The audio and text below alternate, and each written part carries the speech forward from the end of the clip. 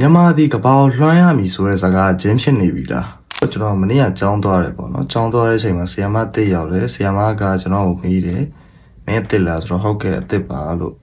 ဘယ်နိုင်ငံရလဲလေအဲ့ဒါနဲ့ तू ကအရင်ခမန်းတယ်ပေါ့နော်ဘင်္ဂလားဒေ့ရှ်လားအိန္ဒိယလားဆိုတော့ကျွန်တော်မဟုတ်ဘူးလို့မြန်မာဆိုတော့ तू မသိဘူးအဲ့နဲ့ကျွန်တော်မြန်မာဆိုမသိဘူးဆိုပြီးဘာမှလို့ပြောလိုက်တာဘာမှဆိုတော့ तू ကကျွန်တော်တို့ projector နဲ့ထိုးပြီးစာတင်တယ်ဗျအဲ့ဒါနဲ့ project လို့မျိုးအမြန်ပေါ့နော်ကိုကဲမတ်ကိုအမြန်ရှာပြီးတော့တရားပဲမြန်မာပဲဒါထိုင်းနဲ့လည်းနီးရဘင်္ဂလားဒေ့ရှ်နဲ့လည်းနီးတယ်တဲ့ဆိုတော့အဲ့လိုမျိုးကြားရတာတော့စိတ်တကယ်မကောင်းဘာဖြစ်လို့လဲဆိုတော့အ ਨੇ ဆုံးဗျာဘင်္ဂလားဒေ့ရှ်လိုနိုင်ငံတော်မှာသူတို့သိတယ်ကွာဆိုတော့ဒီမြန်မာဒီကပောက်လွှမ်းရမည်ဆိုတဲ့စောင်ပုတ်ကြီးကဒါပုံမြင်ထဲမှာတင်ကြံခဲ့ပြီကွာသိလားဒါလောင်းလောင်းကိုတော့က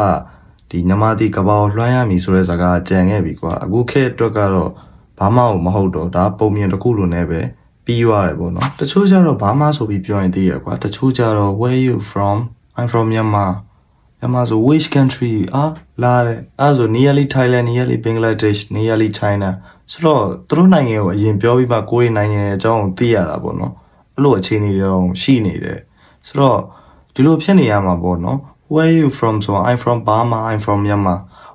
မြန်မာဒီလို reaction မျိုးလာမှာကွာသိလားဆိုတော့တီးတဲ့လူကတော့တီးတယ်မတီးတဲ့လူကတော့မတီးဘူးပေါ့နော်ဒါတော့မတီးတဲ့လူကတော့ပုံများတယ်တီးတဲ့လူထက်ဆိုင်ဆိုတော့ဒါတကယ်ကြီးကိုစိတ်မကောင်းစရာပေါ့နော်ကျွန်တော်တို့ဒီလိုမျိုး overseas ရောက်တဲ့ချိန်ကျရင်မြန်မာလို့ပြောရင်ဘယ်သူမှတီးရလည်းမဟုတ်ဘူးဘာမှလို့ပြောရင်လည်းဘယ်သူမှမတီးဘူးဆိုတော့ကျွန်တော်အခုတက်နေတဲ့အကြောင်းကလည်း Arabic တွေနဲ့ African တွေနဲ့ရောတဲ့အတွက်ကျွန်တော်ကလုံးဝ Asian